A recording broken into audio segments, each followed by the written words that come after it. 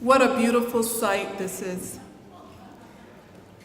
Would you just join with me in saying, wow, look what God has done. Wow, look what God has done. Yes. Giving honor and praise to God. I usually like to open with just a very brief prayer, because without prayer I feel naked, and you wouldn't want to see me naked now, would you?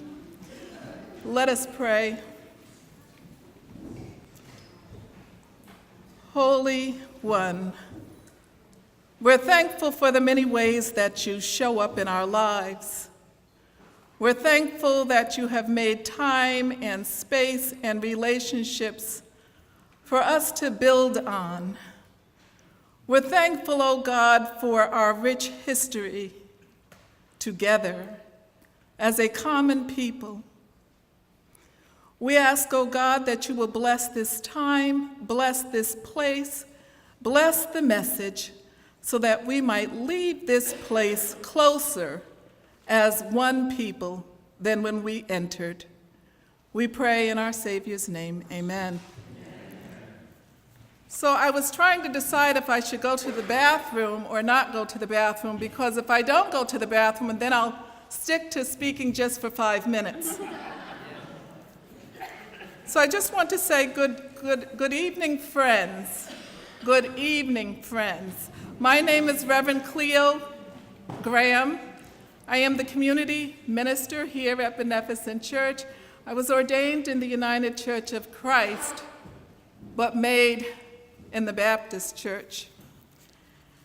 And this is a very pivotal time in my life to see this happening here. Let me just say that I am the first person of color ordained in the United Church of Christ, but I declare that I will not be the last. Thank you, Jametta. I will not be the last. But this is a very pivotal point, and I want to welcome you now to this event, this very important event, because this event is a long time coming. I had the chance to work with my husband, who's a genealogist, to research my family history. And he was able to bring me back to 1790 as far as our people. And that's very rich, because once you know your people, you know yourself even a lot better. And it sent me to Edgefield, South Carolina, on the same plantation where they worked for 40 years for the governor of South Carolina. It sent me into the house where they actually worked. And so it sent me to a lot of places, and it also connected me with a lot of people. And now this Middle Passage project brings us even closer to knowing ourselves as a people. It's no secret that millions of Africans were shipped here to America through the transatlantic slave. It's no secret that Rhode Island was involved in the slave trade, and it's no secret that Providence, Bristol, Warren, and Newport were heavily involved in the slave trade. Can we all agree on that? We all recognize that, right? But what is the incredible secret is that here at Beneficent Church, we have a long history, a long tradition of fighting against slavery. And so your presence here means so much. Let me just bring you back 17 years ago when we had what we call our General Synod. This is when the denomination gets together on a national level. We had the General Synod here, and there was the head of the denomination at the time for Rhode Island. His name was Reverend Daler Hayes. He was the conference minister. And what he did was he gathered a group of people together that were attending the Synod, and he also gathered members of Beneficent Church and their larger community. And he said, we need to have an event or something symbolic representing slavery, but also representing human liberation. And so he traveled to Boston and he purchased a school bell. And if you have an opportunity, walk around this church and you will see a school bell, and on it is also a plaque. And what he did was he asked folks to volunteer to ring this bell. And they rang it for about a 24-hour period. There were different people that walked up and rang the bell. And the bell was symbolic of, again, repentance for slavery, but also acknowledgement of human liberation. And so for me, that began, even though it began 17 years ago, I had a feeling that we were going to get to this point. I had a feeling where we would have such an organization that would come together and look at having port markers, so to speak. And so when we look around the state, I would say that Beneficent Church is really positioned to be one of the places in Providence to have a port marker. And you'll learn more about that later as we speak. But I just thought that I would just open up with that whole idea about the Middle Passage and the organization that's here to talk about the port markers.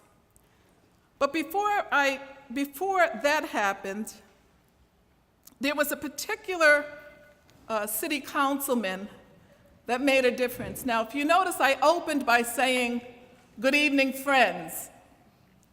Good evening, friends. And I said that for a reason, because one friend can make a huge difference.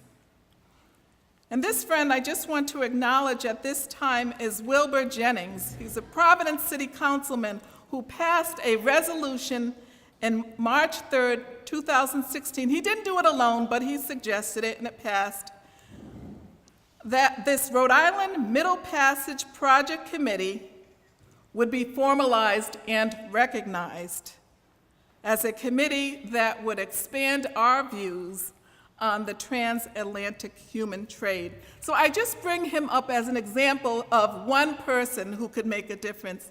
Would you come forward, Billy?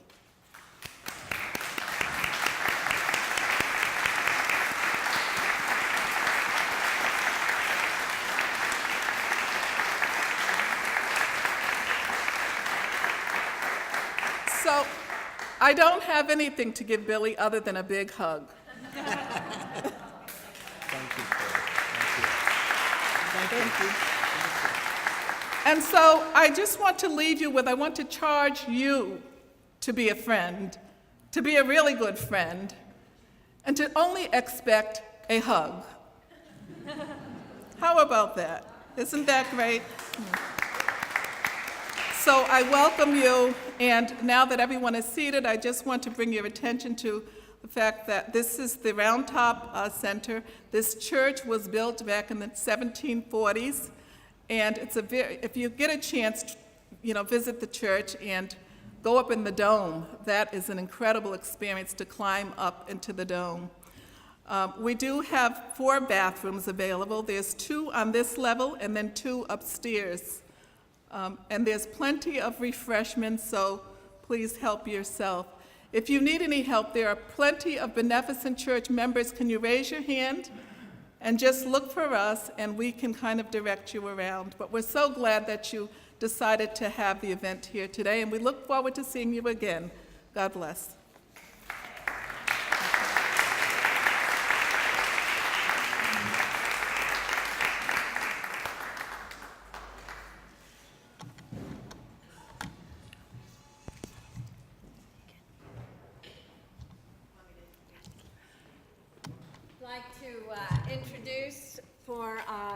I believe things ought to open in song. What do y'all think about that?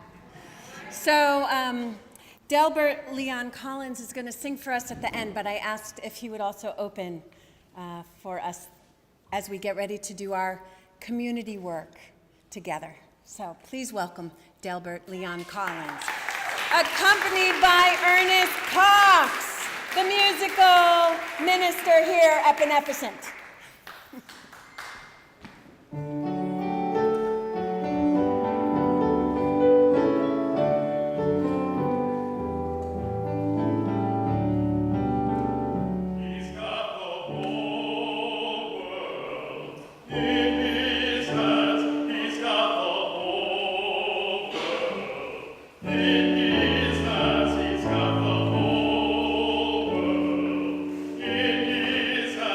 He's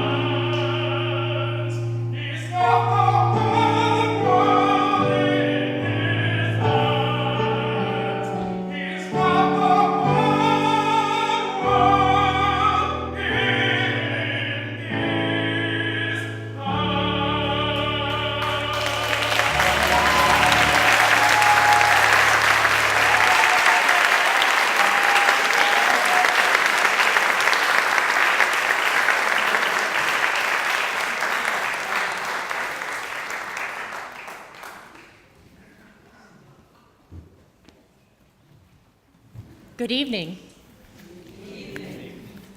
My name is Emily Kugler. I'm on the advisory board of the National Organization of the Middle Passage Ceremonies and Port Markers Project. Now, what is the Middle Passage? For this room, I actually don't feel that we need to go into too much detail because a lot of you come here because you know that history and you want to teach people more about that history.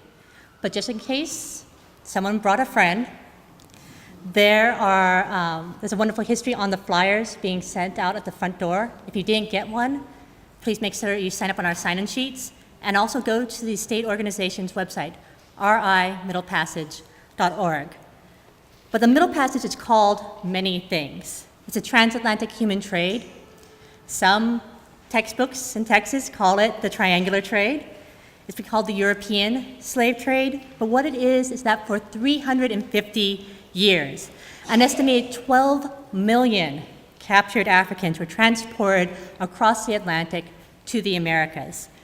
About 2 million died in the journey, and the 10 million that survived and their descendants played a vital role in building the Americas. The Middle Passage Ceremonies and Port Markers Project was founded in 2011 with the following goals: to commemorate those 12 million, to partner with local and national organizations to help educate the public about that history, about the impact that Middle Passage survivors and their descendants had on shaping their towns, their states, and their nations.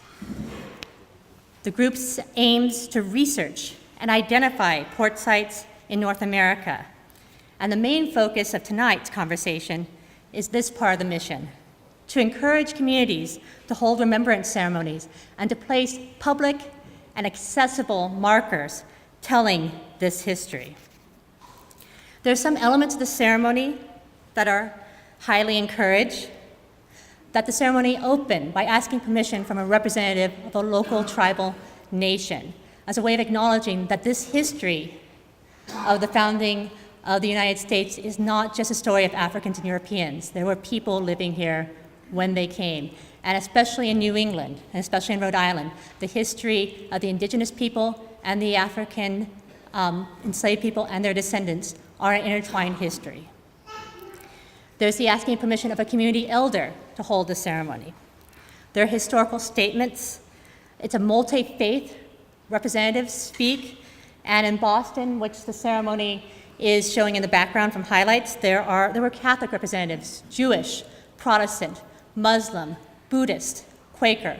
This is not about who was historically here at the time, but who are the communities now. Because regardless of when you came to this country, state, or city, this history is now your history because you live here and this is your home. For more details about the ceremony, as we go around to the different stations, we can fill in those details.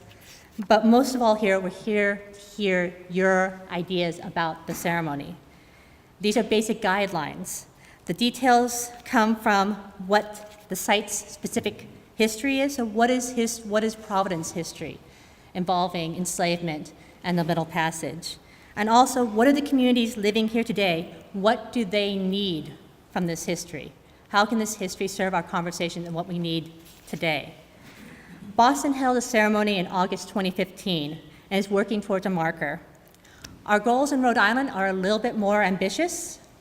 We are seeking to hold concurrent ceremonies and markers in Newport, in Bristol, in Warren, and of course in Providence. This is not the first step in this conversation in Rhode Island. Many individuals and groups here have been working on this history for years. And holding a ceremony and placing a marker isn't the last step. It is not the solution. It is another moment to question, to educate, to move this conversation forward. So tonight, what do you want that to be? Where do you want this conversation to go? And as you think about this, Sylvia Ann Suarez will lead us in a moment of reflection.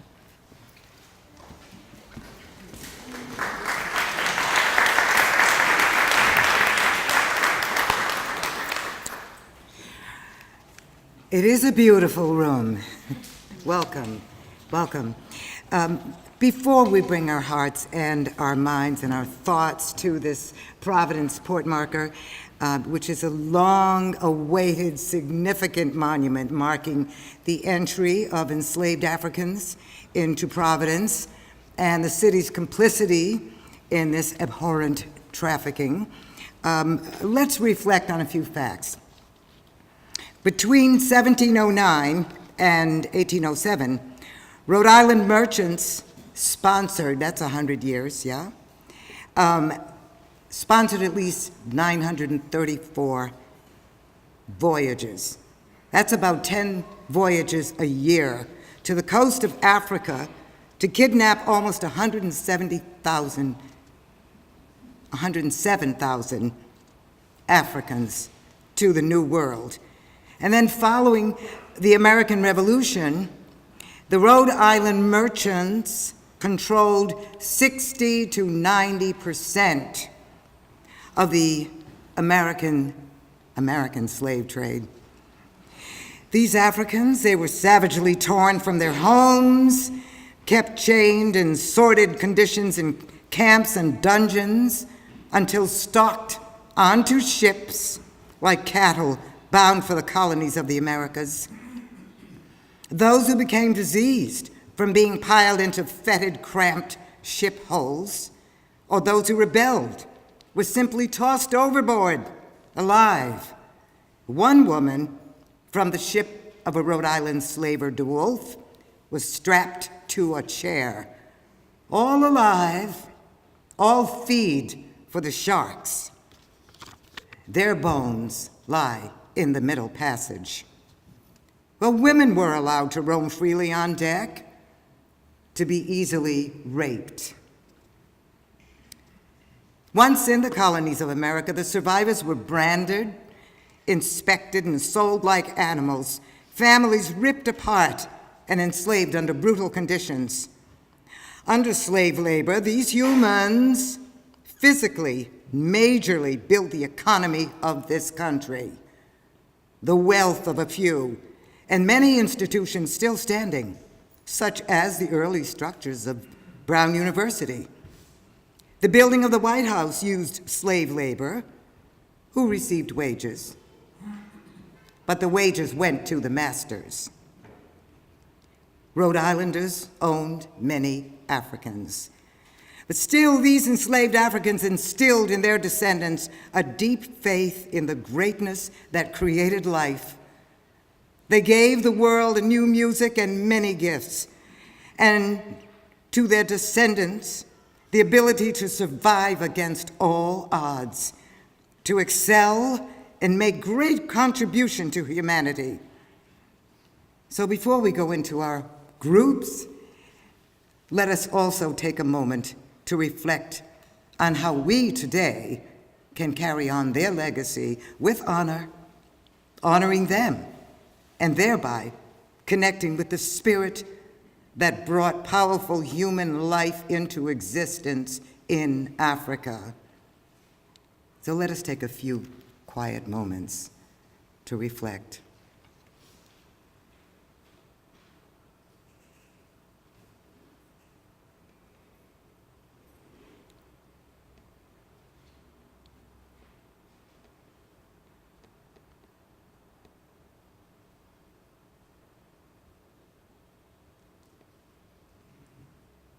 Thank you.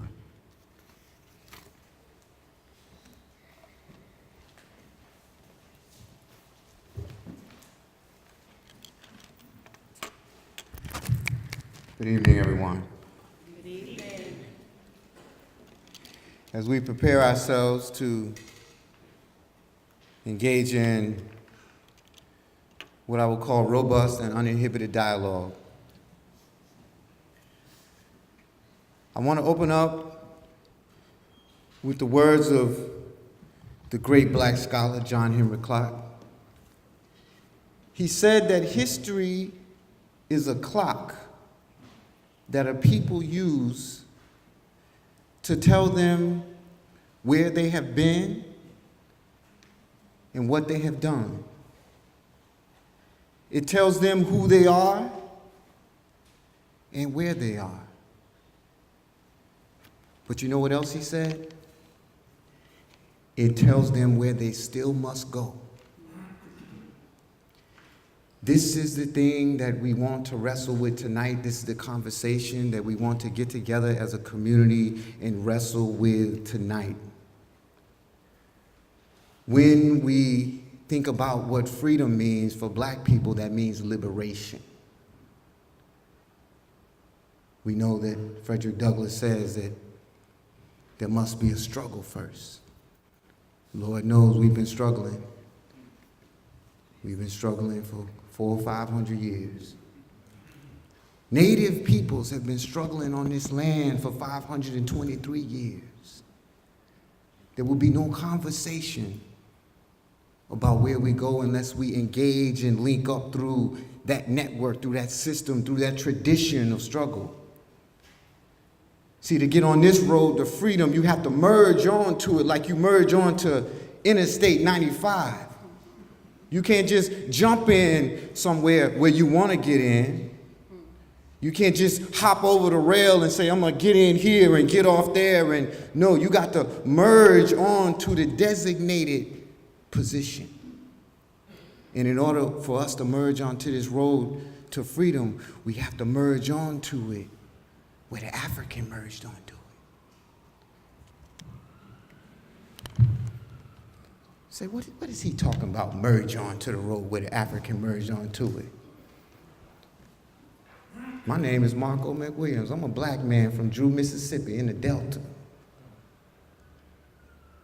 I came up through this tradition. Stories lived in my family. You see, we can't merge onto it at the American Revolution because we weren't free then.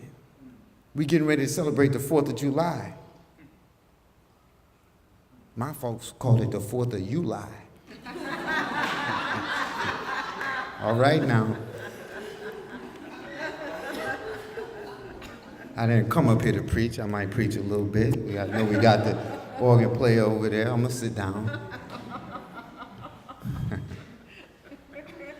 We need to struggle with the truth, and our vision of this project is to get in conversation with the community so we can have an intellectual honesty about the truth, and that means engaging with the history.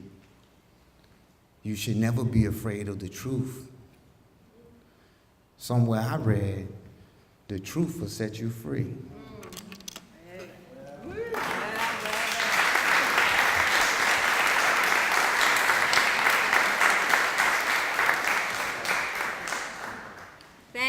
Wow.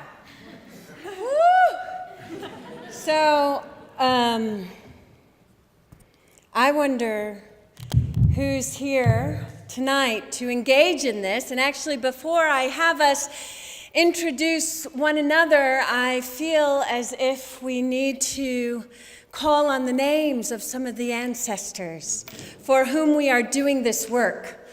And I have some water which I will pour on some plant as we call out the names of some of these folks for whom we have gathered. So you all just go ahead and call out the names, and you can say amen, you can say ashe, you can say whatever it is. So it is, we welcome you, we see you, however it is. So it could be somebody you know, somebody you read about, somebody in your family who taught you something, somebody in your family, good, bad, ugly. They all teach us stuff, don't we?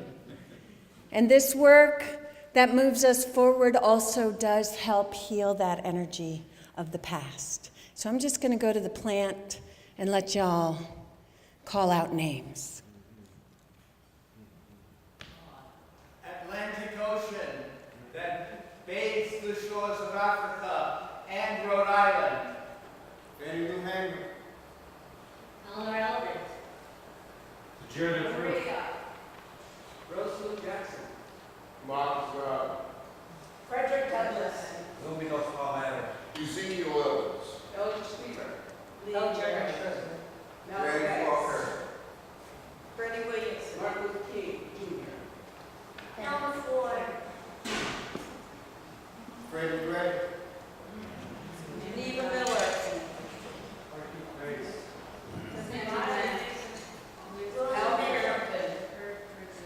Till.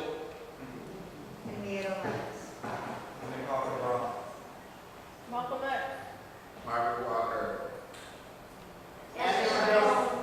Addison W. Tapscott. Newport Gardner. Duchess Kwame. Allison and Ted Healy. Lloyd Casson. Nat Turner. Peter Saylor. Dave Russell. Forward. George Hughes. Alice Walker. Rose Butler Brown. Lester Young. Steve Nico. John Gilbert Wright. Josina Michelle. Slade Butcher. Mike Jude. Ian Simone. Muhammad Ali. Ethel Waters.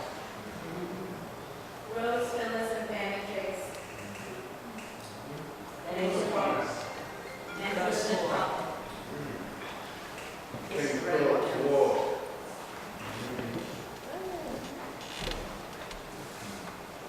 Rosa Parks. First Rhode Island. Harold Russell. Bernard Tutson. Harry Beecher Stowe.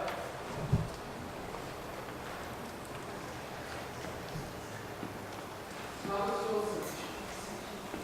Jane Falcon. Elizabeth Satter. Mon Jun. Fred Hammond. Dick Lawrence. York. Ivy Wells. Paul Robeson. Huey P. Moody. Leo Warren. Cicero Jones. Abraham Lincoln. I finished the court.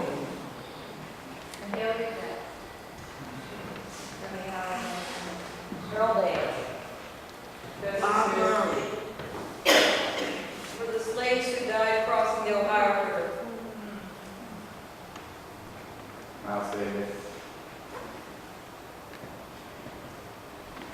Get all those named. Go ahead. Ferguson. Democracy. Our ancestors who made it that fire.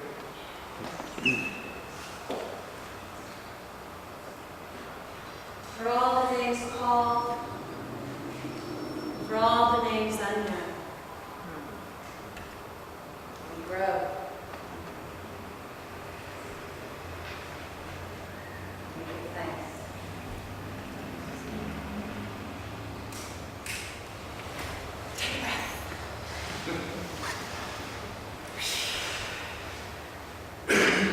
Take another breath.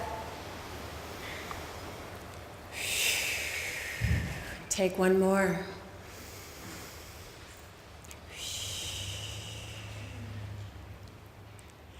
We've named so many who are not here, and we are about to do some work together with those of us who are here.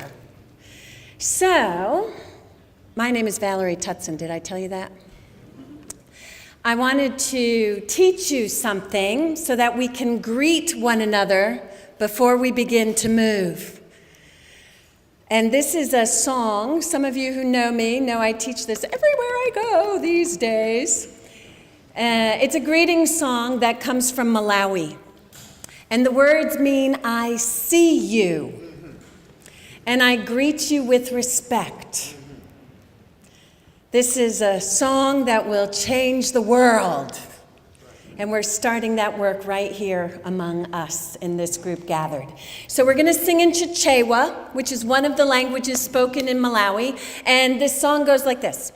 Dakuona, dakuona, dakuona. Last word, moni. Sounds like money, but it's moni. All right? So you put your hands at your eyes.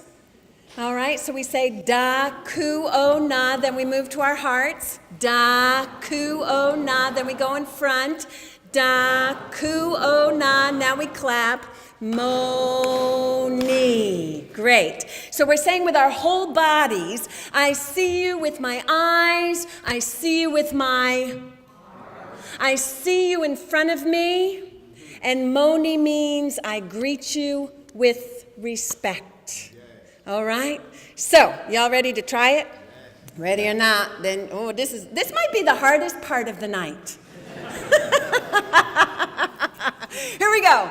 Dakuona, dakuona. Oh no. Dakuona. Clearly not the hardest part. Mo. Do it again.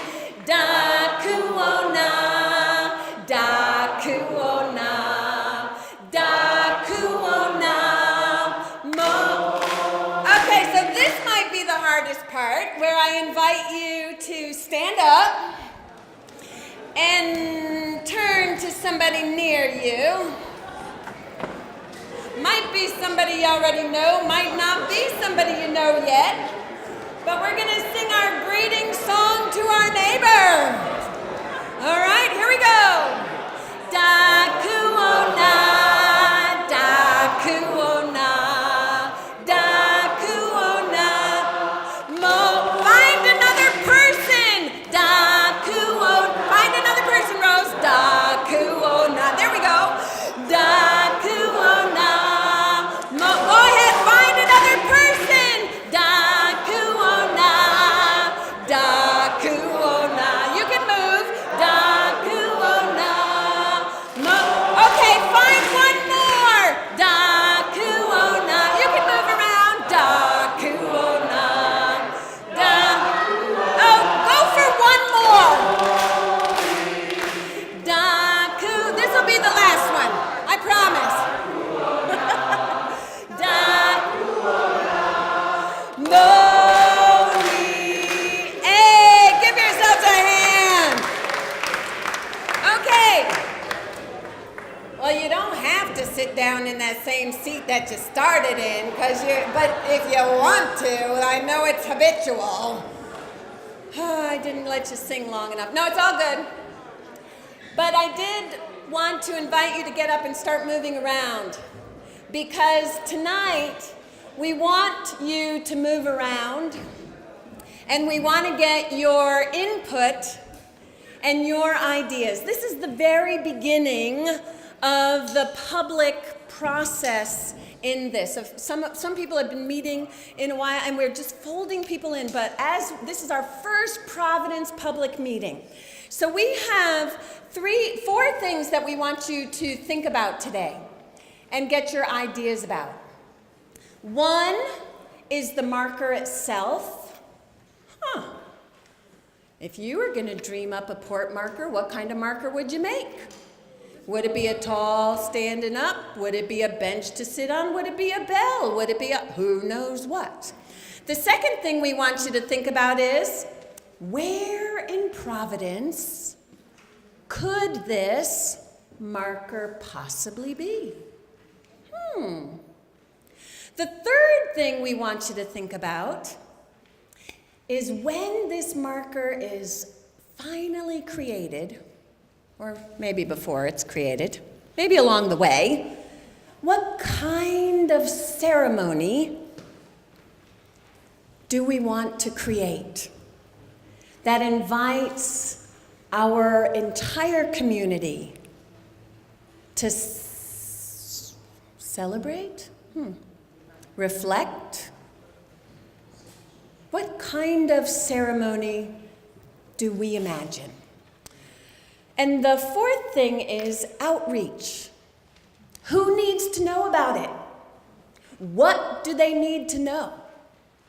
And how in the world are we gonna get the word out? Okay, so tonight, what we're going to do is give you some time. Think of it kind of like speed dating. All right, so everybody's going to get to go to every table and interact with all of these things. And you'll find some folks from the committee at each station to guide you.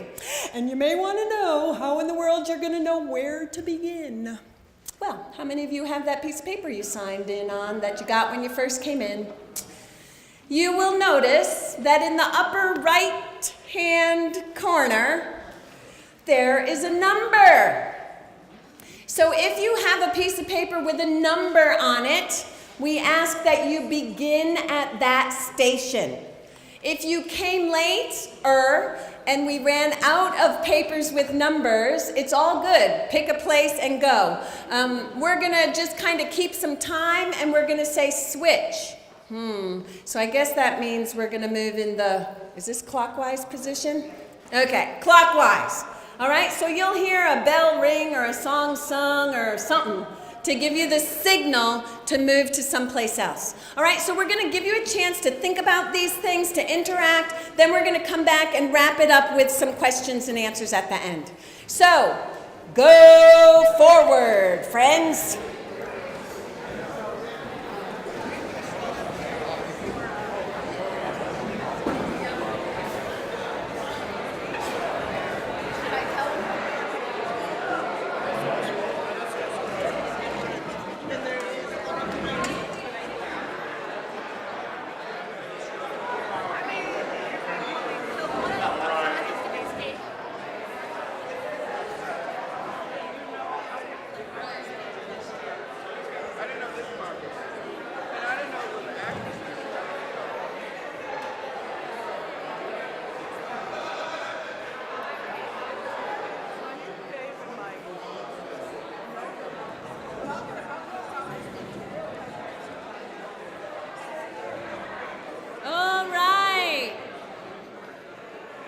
Come gather round, my friends. Daku-o-na, daku-o-na, daku-o-na, moni. Daku-o-na, daku-o-na, daku-o-na, moni. All right, ladies and gentlemen, friends. We've all become friends here this evening, haven't we? Please come on back and let's take some time for some questions, some comments,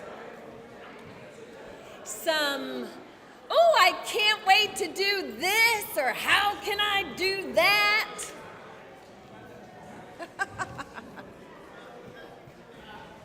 They're laughing at me.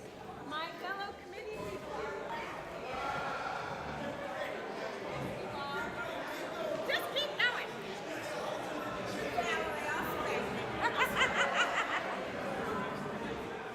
All right. It's wow. Wow. Look at all the input. I don't know if you can see this, but I do just invite you to take a look back at the stations and see all of the comments and input and ideas that are visible. And I certainly know there was a lot of sharing going on. So thank you so much for your energy. Marco and I want to invite a few minutes for questions, and we want to make sure our committee's around to help answer them. We might not have the answers, but we'll start with the questions. So, who has questions? Can I make a comment? Sure, questions, comments. When you speak, and just a quick second, make sure when you speak that you use what I call your outside voice. We want everybody to hear what you're saying. And maybe say who you are. My name is Rose Weaver, and I love you all. It's great. We love you too. I just want to make a comment, and I think people just dawned on me that this is going to be great whenever it happens. I'd rather see 40 acres and a mule, but no, I'm serious when I say that. My folks had 40 acres and it was stolen back. So, but my request would be for everybody to hear that as long as we don't do this with Black History Month. Because, I mean, you know, there are all kinds of reasons, but not to do it with Black History Month, with everything about Black people is crammed into Black History Month. It's freezing cold, and nobody's going to come outside. All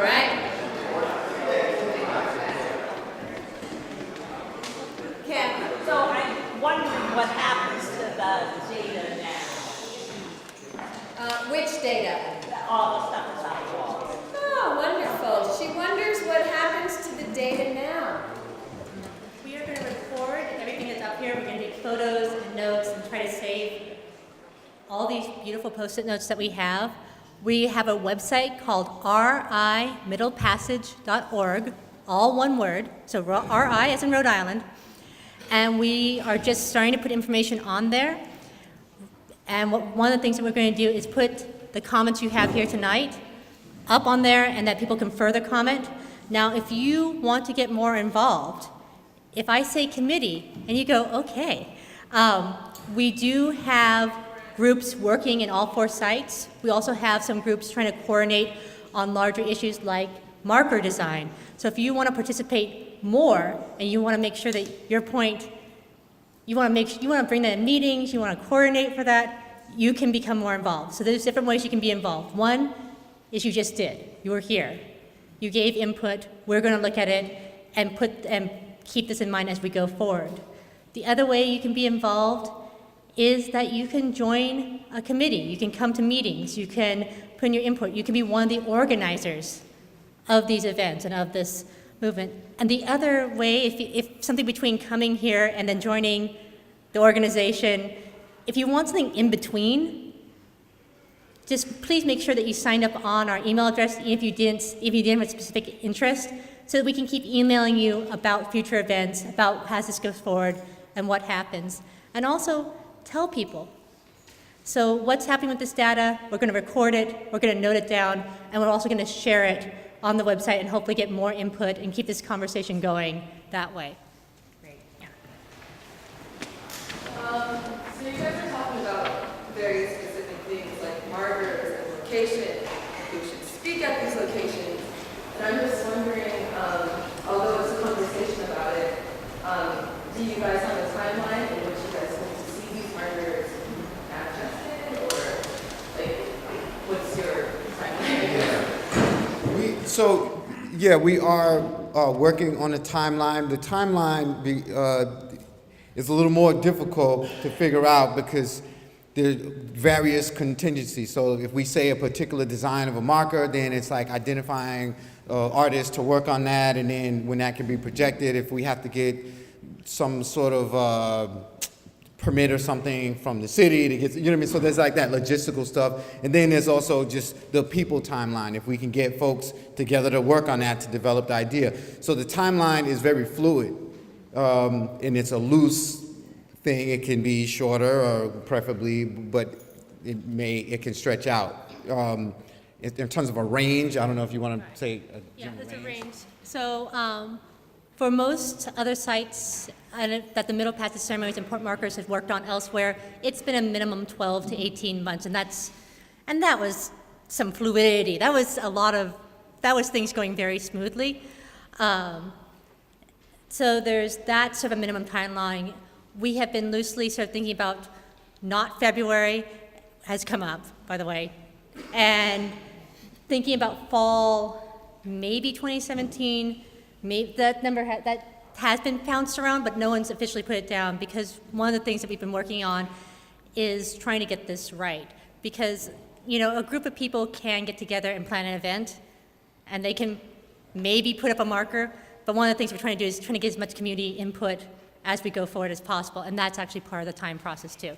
So not this year. Yeah. We are also working on that. In the past, at other sites, it's been a lot of in-kind donation.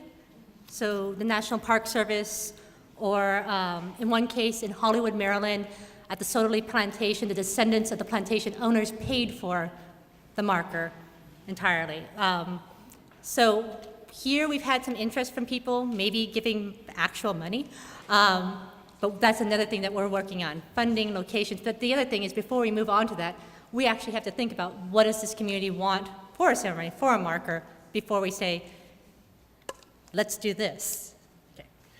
A quick direct follow-up. Did you have a particular idea that you were thinking about in terms of timeline yourself? No, I was just wondering if you guys had the fund, this is a Oh, okay. using like a certain like organizational fund to manifest a marker here in the city at a certain location based on the data that we've been using. Okay, yeah. No, it's grassroots effort. Yeah. Another question? Someone else have a question?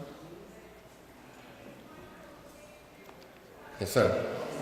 Why is the term triangular trade not used? Is that no longer fashionable? I'm sorry, repeat that one more time. Why is the term triangular trade not used? Or is it Why is the term triangular trade not? not used? The term middle passage is new to me until today. Oh. Well, actually, triangular trade is still used by some folks, but yeah. So the controversy since it's referring to my comment, the controversy that came up in Texas over it, the controversy that came up over the Texas textbooks was that, and you can still use it because you're still talking about it, but triangular trade, there's a couple things. One is you kind of lose the humans in it, and you can argue about middle passage for that too. But the other thing is that it's more complicated than just a triangle. There's 3 continents, but it actually goes into a little bit more complication to go through it. So if triangle trade works for you, use it. I will say that there has been, I'm less concerned with terms, I'm more concerned with people talking about it, but there has been controversy recently over Texas's portrayal of the transatlantic human trade. So that's one reason. Middle passage has been used in a lot of African American and African diaspora history. There's poems. Its origins are a little bit more in the remembrance and the social justice aspect of it. So that's why it often comes up. Yes, sir. Mine would be a two-pronged statement or question, and forgive me if I'm redundant. I wasn't able to get to the outreach. But I'm wondering if there is the plan to have some discussion at forums that would be like on radio or television to broaden the education. So that would be one question. And the other would be the end game, beside having a marker, like a bench or something. Is there the desire, the goal to have some class introduced into, whether it's in the middle school, high school, college, from this platform? Is there that goal? So I'm going to start off by responding to your question saying yes, indeed, absolutely, positively, yes. If we are not building something that extends the tradition to the next generation, then I'm walking out the door and going home right now because I'm hungry. Okay, we don't want to waste any time. So yeah, no, absolutely. We have talked in our meetings about rolling this over into an educational project that reaches back into the youth, into the schools, into the community. I know we got, if y'all don't know her, Sister Elon Cook sitting back there in the room. She'll do that right now. She'll get up in the morning and go to schools and talk about this right now. But we are talking about something formal, but I also want to stress the point that when I'm saying we, I'm talking like all of us in this room and everybody else that we can think of who should be in this room that's not in the room. Like, we're literally building this right now. So the idea that you have, you can be a part of a committee or subcommittee or whatever of making that thing come to be. We literally have to create this right now. And so yes, that's powerful, absolutely. But we don't know all the answers. We're making it happen right now. I'd like to respond to that question. Yeah. I work for the Providence Public Schools. This year we had a bunch of young people who said, we do not have enough history that deal with ethnic people. And so they asked me, the question was, how many pages in the history book talk about African black folks? And I told them 10. So they looked at me like, are you serious? I said, okay, you think I'm joking? So I got the book and went down the list. And so there were a couple of more than 10, but when you put all the pictures in there, really there were less than 10. So we have this year, we're now, at the end of this year, we have a group of young people working with teachers. They are forming a course called Ethnic Studies. September, there will be a full rollout curriculum that will address this whole issue of slavery and people of color throughout the whole school department for our kids. Wow, that's great. And I want to also add to that, because I think one of the things that happens, and this is why this is such a great place to share information, is that the legislature passed that by law we need to be teaching Black history in the state of Rhode Island. So that came through a commission, and people are also working to try to do this throughout the state. So this would be, if education is your interest, and that's something, you know, again, that isn't directly related to getting this marker created in place, but surrounds it, precedes it, follows it, and is an ongoing thing, then do make sure that we know who you are and what your passion is about that. We had, Danny? oh, okay, Danny has, okay, Okay. she just answered. We had Sister Jen over here, had her hand up, and then I got another sister right here waving her hand. And then the sister in the middle right there. Go ahead, Jen. I guess mine is more of a comment than a question. And I know that there's a tendency to get really fixated on the product, what's going to come out of this. I think it's also a wonderful opportunity to create readiness for the product.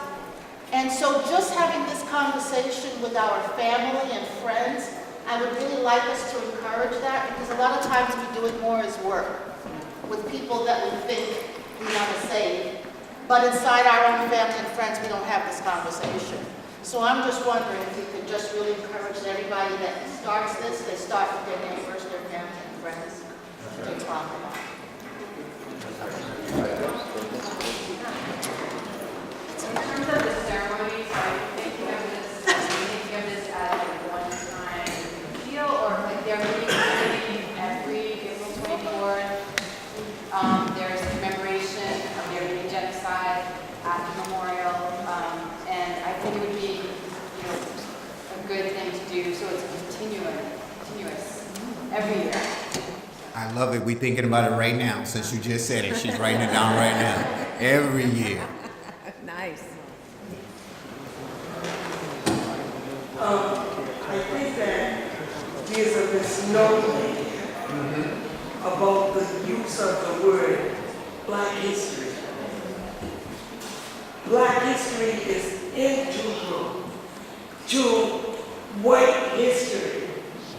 And although there are specific events, we cannot kind of visualize this Black history.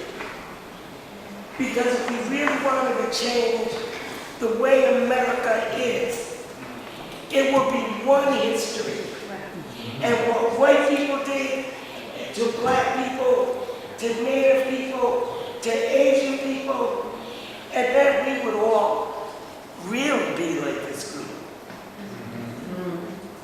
So I think if we're going to be doing this project, we got to get our heads really together about what we're really doing. Thank you.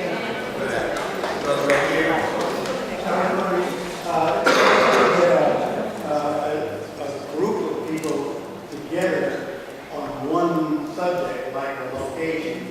You know, the first has to be a historical location where slaves are brought into Providence, so that everybody in the room could be central around that first statement, the first place, so we would have a marker or a point. And I was wondering if you found that location. Is there a pier? Is there something that we can identify with so that all of us can say, over there, that's where they brought in slaves. This is where we're thinking about a marker. That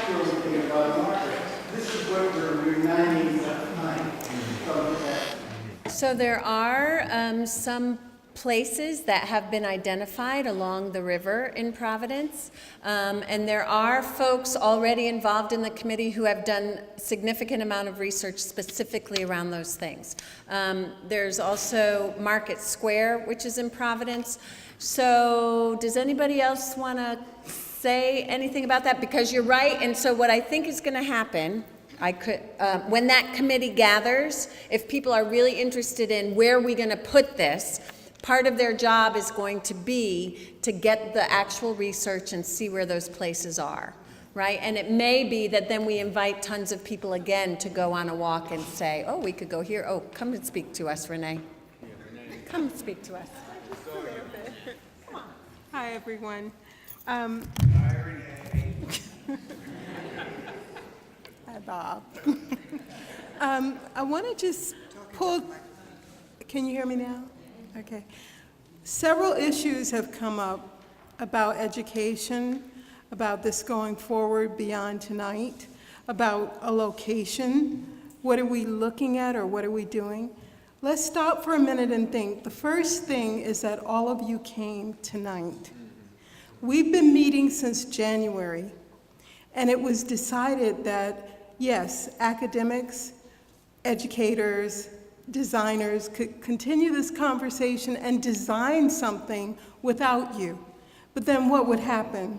We'd have something that went forward that people in the Providence and Rhode Island larger community would come back and say, I didn't have any say-so in this. I didn't have any input in this. So think of this as a first step. The gentleman who brought up the port site, the man who was talking about education, all of these things are, we want you to come and be on a committee that makes that go forward. That's why we're here tonight. It's not just, stick-its on the wall.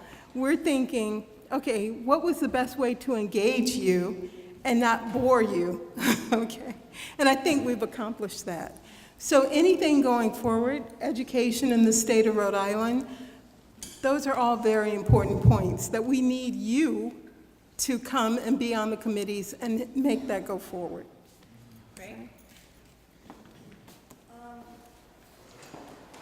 The reality is I'm from Bristol, and in Rhode Island, from 1642 to 1807, there were 3,300 slaves landed in Rhode Island. However, there were 131,000 transported on Rhode Island ships. We need to look at where else we were impacted, because if we only look at, 20 came into this war in Bristol, we're missing the fact that we have part of the world, and our history right now, what's going on right now, makes this even more important. This whole hemisphere, what happened in Brazil, what happened in Mexico, but we can't just look at those who are living. Thank you for that, sister. Just real quick, direct response. What she's talking about is that the DeWolf family right out of Bristol had 3 plantations in Havana, Cuba. 21. Oh, okay. Okay. 3 I knew about. She done found multiple more. And so the point is that when we even beginning this project, we are always already thinking outside of Rhode Island, right? We're in a transnational mode. I know we had a brother back there, and then he ran off somewhere. I don't know where he went. He had his hand. Oh, here he is. Okay, go ahead. Hi, I'm Carlos, one of the deacons in here, and I was thinking, since the church was also involved with the whole Armistead situation, we could put the markers along the ports, but what about putting a marker like in Abbott Park, where people that go to the theater, along Abbott Park, where the sidewalk is right there in front of the big fountain, and people can see that this was part of the history of that making. We got so many people that park here, going to the theaters around. We got the college kids we got people from Johnson and Wales, right? They all walk by, and if we remove a few things there, they're sure to see what the markers are. My thing is to put a marker where most people can see and where part of the history, because we could put it out where, at the ship area, but how many actually go out that way? At least this one is right in their face. You can't ignore the slavery part. You can't ignore the politics. You cannot ignore what happened or what might happen if they don't see what this history was, around this place, So that's just my suggestion. A marker over at Abbott Park, which is so convenient, and Johnson and Wales kids, they take care of that park. Belongs to the church, but they take care of that park. At the same time, they're taking care of the monument. Just a suggestion. I like that, where people are. You had your hand over here, I see something else in the back. I saw a couple of people mention water fire. We would be very honored to be as helpful as we could look for part of it. But in 2008, with Larry Montero, we did the piece that Valerie, you were part of, Sylvia, you were part of. That was a really moving piece. And I'll send you the book that Larry and Andy put together because it's a free link. And it's a lot of examples of many people coming together on that occasion. That was the bicentennial of the abolition of slavery. And that was a piece called 1,000 Ships. But I'll send you the link, you can share it, because there were many people joining us for that. That's right, I like that. Yeah, hold on one second, we got a sister right there. So, friends, let me remind you that the reason why we're here today is last year I got a knock on the church door, and it was a person from the Center for the Study of Slavery from Brown University, and they said, I want to know about this Liberty Bell that you have outside in Abbott Park. And so it started a conversation, and that's how I got involved, just by someone passing through and seeing the Liberty Bell marker that if you walk around this church, you will have an opportunity to see. And that's a tremendously precious marker because there's been so many conversations because of that Liberty Bell being here. So I told them the history that I knew about the Liberty Bell, and then it formed a relationship. We formed a relationship with the Center for the Study of Slavery and Justice, and Shannon and the whole group. And very fortunate that the committee also got in touch with us through an interim minister that we've had here, Sharon, Reverend Sharon, who, again, reignited the relationship. And so I think that there's something to say about these markers. I mean, it's just incredible that they're a great conversation piece, and they are a wonderful target for education, and that's where we begin. But again, I still go back to we begin as becoming friends. It's very important that we're friends, and I see that we have a lot of friends, and that we leave here continuing this friendship. Amen. So two other hands. Yeah, so I know he had his hand up, but then I felt like there was a hand waving in the back, and then I see you coming right there. So we. My comment would compare to qualities of water fire, mine more water vapor. This would be water vapor if I were to pour it out with salt water as an image of the Middle Passage. The memory of those who drowned in it continues. And as I say I love you to the water, that simply is replenishing a shell where there are already crystals of salt containing gold and silver and all of the minerals that are in human blood. I am one with my pet wave. I call it a pet wave simply because it's my easiest way to compare it to a pet rock. And by the way, pet rocks love pet waves and vice versa. And there's a whole lot of love in this, and my nickname is Dr. Love. And as part of my Lovolution, I recommend that you gather a little bit of the Middle Passage yourself and learn to love it as a Lovolutionary should. We are all one. Lovolution now. All right, Dr. Love. Dr. Love. All right, we have, I think this gentleman back there, was your hand up? and then we'll get David at the, and that'll be it. And we're going to finish with song. Yeah, I just wanted to mention that I'm from the Independence Trail, and one of the things, just addressing the gentleman's idea over here, that we don't have to, because of technology, to think only in terms of one spot, that we can have a memorial and also many places around our city that are marked.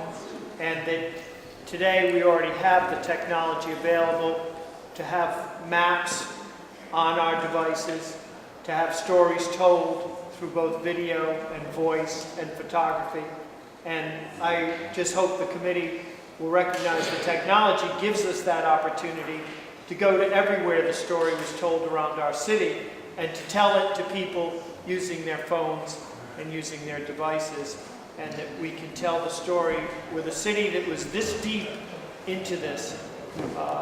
We should go to all of the places, the place where Lincoln spoke, the place where Kennedy spoke, the place where Dr. Martin Luther King spoke, the place where the Brown brothers lived, the place where the slave ships were built, the river that they sailed on, the shores that the markets took place on. And instead of trying to find just one spot that gathers all those together, we should look to all of the spots and then connect them through technology so that people can follow them night and day, 24 hours a day, 365 days a year for the rest of history. Wow. All right, all right, all right. Is that, there's a quick, The young man. David, and then we'll come right there. Go ahead, David. I was a student at physics here, and I'm from Jersey, so I'm like, this is my first time up in Rhode Island, again, to see like this history and everything. But I ran into some roadblocks when I started trying to talk about history in Rhode Island, and I tried to like get people and teachers to understand that like, regardless of where it happened, the economy was the economy, and it stretched all of Providence. And like, I found out, like I did some research, and I found out all the way down the canal was just rum distilleries. And rum distilleries paid for the voyages that went to Africa, got the slaves to go to the Caribbean, to make to the sugar, to get the sugar back to make more rum. And I figured it out, and I was like doing some research, it's just already been done. And they just said that wasn't enough. They're like trying to say all these things like, you have to prove more. So like, I think like trying to understand like your economy is what built this entire place. So like the economy that was kickstarted in those years when they had that, that's still the economy, and then they turned it into a textile economy, tried to cover it up, and then they dug out the code and made the code like into a federal bill, all that. It's all related. Like the market shouldn't just be where it happened, but everywhere, because it's all connected. Our demographic of the city has changed significantly as someone who's grown up in Providence, where it's primarily Latino. So I think whatever we had thinking about translating it to Spanish.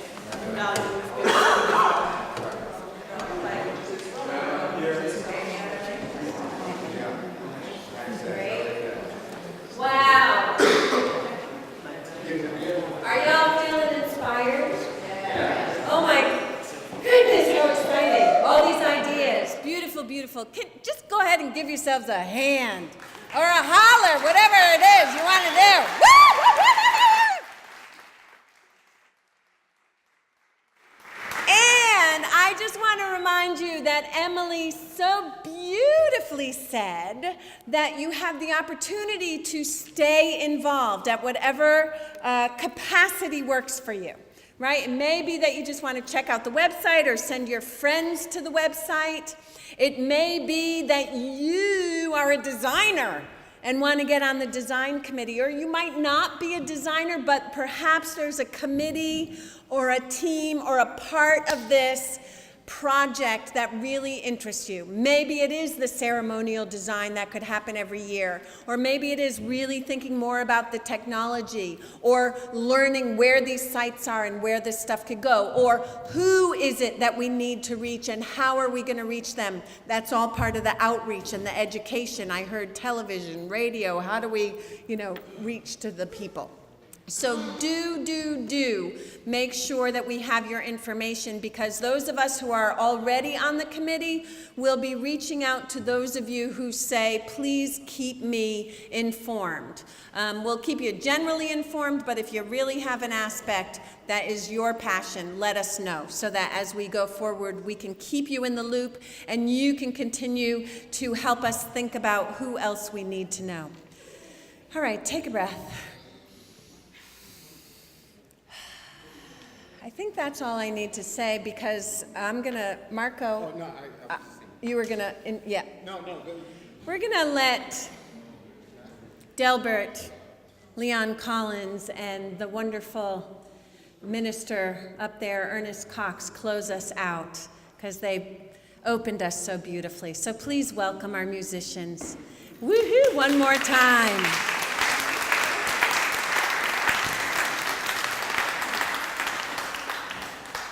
Now you guys can sing along with me on these.